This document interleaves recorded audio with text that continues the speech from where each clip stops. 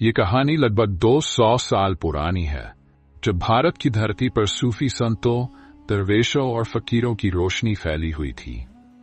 उन्हीं संतों में से एक थे बाबा नूरुद्दीन, जो अपनी भक्ति, तपस्या और चमत्कारी शक्तियों के कारण दूर दूर तक प्रसिद्ध थे।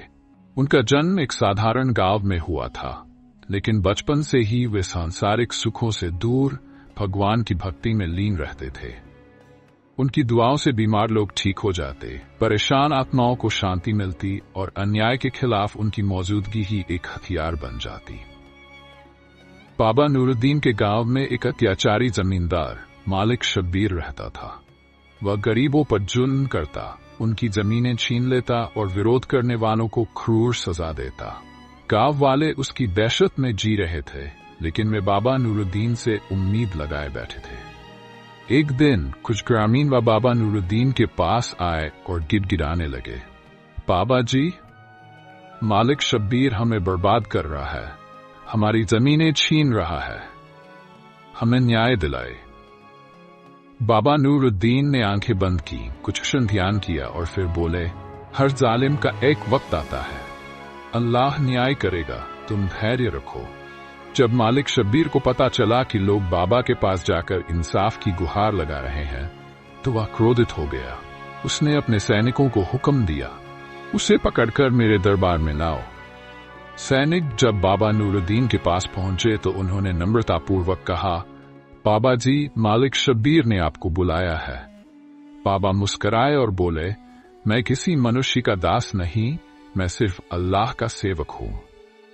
सैनिकों ने जबरदस्ती बाबा को पकड़कर मालिक शब्बीर के महल में पहुंचा दिया। मालिक शब्बीर ने बाबा को देखकर हंसते हुए कहा, तो तुम वही फकीर हो जो गांव वालों को मेरे खिलाफ फटकारा है। याद रखना, ये गांव मेरा है, यहां वही होगा जो मैं चाहूंगा।